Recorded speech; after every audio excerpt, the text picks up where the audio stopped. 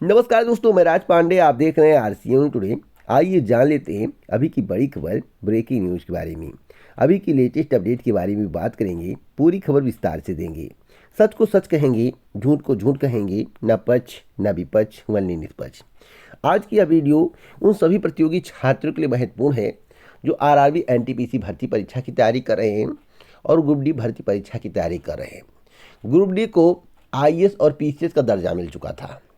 फिलहाल परीक्षा स्थगित कर दी गई है। दोनों परीक्षाएं स्थगित कर दी गई हैं प्रतियोगी छात्र अभ्यर्थियों के आंदोलन के कारण। और जिस तरह से आगजनी हुई है यह सही नहीं था, लेकिन आगजनी करने पर कौन मजबूर किया?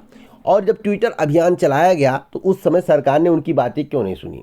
सवाल यह भी बनता है, जब जब भर्तियाँ आती हैं तो चुनाव का दौर होता है।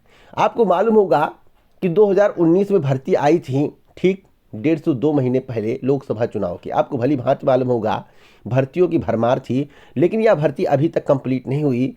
और जब कंप्लीट होने की स्तर तक पहुंचने वाली थी, यानी कि सीबीटी 2 की परीक्षा शुरू होने वाली थी, उसके पहले ही परिणाम में गड़बड़ी का आरोप लग गया और इतना हंगामा हुआ, ट्रैक पर अभ्यर्थी खड़े हो गए, लॉज में घुसकर पुलिस के द्वारा अभ्यर्थियों को पीटा गया।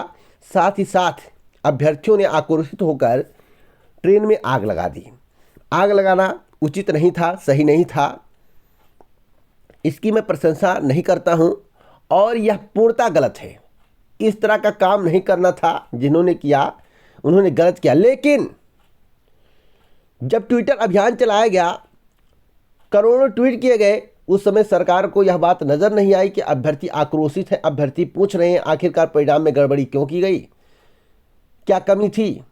तो क्या इसके बारे में सरकार को पूछना नहीं था? सरकार ने एक बार भी नहीं पूछा। जब सरकार ने नहीं पूछा तो अभ्यर्थियों को लगने लगा कब इससे काम नहीं होगा, तो अभ्यर्थियों ने किसान आंदोलन की तरह मूड बनाया। पहले शांतिपूर्वक प्रदर्शन किया गया, तब भी सरकार सुनने को तैयार नहीं थी।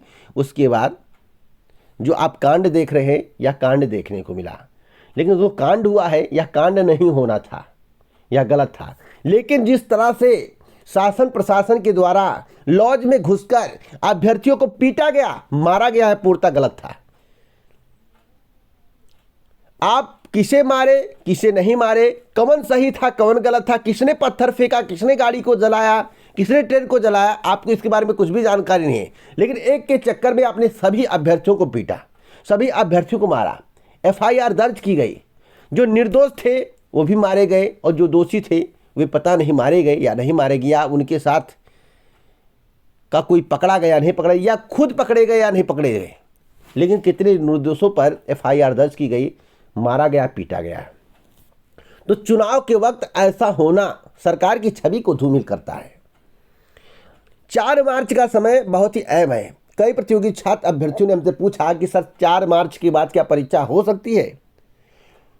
जो कमेटी गठित की गई है उसमें क्या समाधान निकल सकता है? तो मैं आपको बता दूं, और आपको भली भांति मालूम होगा कि उत्तर प्रदेश में या अन्य राज्यों में, खासकर उत्तर प्रदेश की मैं बात करता हूं, उत्तर प्रदेश में अंतिम चरण का चुनाव किस तारीख को है, पहले इसके बारे में पता करिए।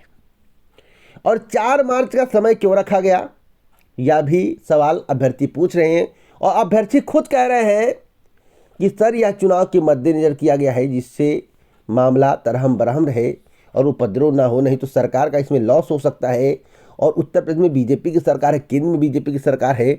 अगर इस तरह उपद्रव होता रहा और जो अभ्यर्थी कर रहे हैं उसको देखते हुए प्रदेश की जनता का मोह बीजेपी से भंग हो सकता है। इसलिए सर 4 मार्च का डेट रखा गया है, जिससे उतने बीच में सभी को लगे कि जांच प्रक्रिया चल रही है, आगे क्या होगा किसी को पता नहीं। ऐसा अभ्यर्थी बोल रहे हैं। चौराहे बात करेंगे, जो सूत्र जानकारी दे रहे हैं, इसी प्रकार की चर्चाएं चल रही है। या चुनाव के मद्देनजर कमेटी गठित की गई है। अभी हम इसमें कितनी सत्यता है 4 तारीख को पता चलेगा। लेकिन जिस तरह से पीटा गया, मारा गया, यह पूर्णतः गलत था। लॉज में घुसकर मारना कितना सही है आप लोगों को भली भांति मालूम होगा। और मैं आपको बता दूं, यह वैकेंसी 2024 के पहले कंप्लीट नहीं होगी। लोकसभा चुनाव से 4 से 6 महीने पहले ताज़ा तरीन यादों के लिए यह वैकेंसी कंप्लीट की जाएगी। और जो ग्रुप डी की परीक्षा में सीबीटी 1 के साथ सीबीटी 2 की परीक्षा को सम्मिलित किया गया है, या केवल भर्ती को लंबा खींचने के लिए किया गया है? कितने लोग पढ़ाई छोड़ देंगे जैसे लग रहा कि आईएएस पीसीएस बनाने जा रहे हैं। ऐसा प्रतीत हो रहा है कि अब इन्हें ऑफिस में जगह मिलेगी, अब रेलवे ट्रैक पर काम नहीं करना पड़ेगा। ग्रुप डी का क्या काम होता आपको भली भांति मालूम होगा। तो सीबीटी 2 परीक्षा लेने की क्या आवश्यकता थी, लेकिन भर्ती 2024 तक पहुंच जाए, चुनाव के ठीक पहले समाप्त हो। जिस तरह से चुनाव के ठीक पहले 2019 लोकसभा चुनाव के ठीक पहले वैकेंसी आई थी, उसी प्रकार से 2024 तक वैकेंसी पहुंच जाए, यही सब काम किया गया है। यह वैकेंसी, ग्रुप डी की वैकेंसी 2023 मई जून तक कंप्लीट होगी, 6 महीने पहले, लोकसभा चुनाव के 6-7 महीने पहले। इसलिए जिससे आपकी यादें ताज़ा रहें। किसने करवाया? सरकार ने करवाया। तो मैं आपको बताना चाहता हूं, जो सच्चाई वही मैं आपको बता रहा हूं। 4 तारीख का वेट करना चाहिए, परिणाम संशोधित होगा या नहीं, 20 टाइम्स किए जाएंगे, 18 टाइम्स किए जाएंगे, 15 टाइम्स किए जाएंगे, क्या किया जाएगा तो वक्त बताएगा। लेकिन आपको यह सोचना होगा कि उत्तर प्रदेश विधानसभा चुनाव का अंतिम चरण किस तारीख को पड़ रहा है और 4 मार्च का डेट क्यों रखा गया। जो अभ्यर्थी चौराहे पर प्रयागराज में चर्चा करें वही बात सही है या कुछ अलग है? आप लोग कमेंट बॉक्स में बताइए कि क्या अभ्यर्थियों के द्वारा जो प्रयागराज में चर्चा किया जा रहा है या अन्य जिलों में चर्चा किया जा रहा है या पूरे उत्तर प्रदेश में चर्चा हो रहा है, बिहार में चर्चा हो रहा है कि 4 मार्च का डेट यूपी चुनाव के मद्देनजर रखा गया है। यूपी चुनाव का अंतिम चरण, मतदान का अंतिम चरण किस तारीख को पड़ रहा है, आप उसको थोड़ा एक बार देख लीजिए, आप उसको देख लीजिए, क्योंकि 4 डेट रखा गया है तो फाइनल डिसीजन आने में 10 मार्च पार हो जाएगा। तो 10 मार्च को काउंटिंग है, तो अभी आपको 4 मार्च का इंतजार करना चाहिए। मैं आपसे यही कहूँगा, कोई अपडेट होगी तो मैं आपको अवश्य दूंगा। एक और महत्वपूर्ण खबर है लोअर पीसीएस की वैकेंसी को लेकर।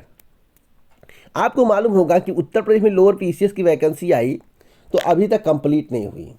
लोअर पीसीएस 2019 फंसा पड़ा है और हमने इस चैनल के माध्यम से आपसे कहा था कि यूपी SSS के माध्यम से अगर 20% भर्तियाँ भी कंप्लीट करके आपको ज्वाइनिंग दे दिया गया तो चैनल को डिलीट कर दूंगा। जब कहा गया था उसके बाद जितनी वैकेंसियाँ पेंडिंग थी उसके बारे में जिक्र किया गया था। और आपको मालूम होगा परिणाम आ सकते हैं, परीक्षाएं हो सकती हैं, लेकिन ज्वाइनिंग आपको नहीं मिलेगी। और कई परीक्षाएं कोरोना महामारी के कारण स्थगित कर दी गई हैं। अब 10 मार्च के बाद आपको ज्वाइनिंग कब मिलेगी ईश्वर जाने। और मैं आपको बताना चाहता हूं, कोई भी सरकार आएगी पुरानी भर्ती कंप्लीट होगी। और एक बात और ध्यान रखिएगा, लोअर पीसीएस की वैकेंसी कब तक आएगी। तो मैं आपको बता दूं, लोअर पीसीएस की वैकेंसी 2023 में आपको देखने को मिलेगी, मतलब कि 2022 के इंडिया 23 में। तो आपके लिए गुड न्यूज़ है, तैयारी करते रहिए। वैसे मांग चल रही है कि इस वैकेंसी को उत्तर प्रदेश लोक सेवा आयोग को दे दिया जाए, क्योंकि यूपी SSS की भर्ती प्रक्रिया बहुत विलंबित है, बहुत विलंब से कार्य होता है। एक भर्ती पूरी होने में 3-3 वर्ष का समय लग जाता है। तो इसलिए इस भर्ती को उत्तर प्रदेश लोक सेवा आयोग के माध्यम से कराने की मांग प्रतियोगी छात्रों के द्वारा की जा रही है। फिलहाल होता है या नहीं होता है या तो वक्त बताएगा, यूपी SSS कराएगा या उत्तर प्रदेश लोक सेवा आयोग कराएगा, अभी समय है।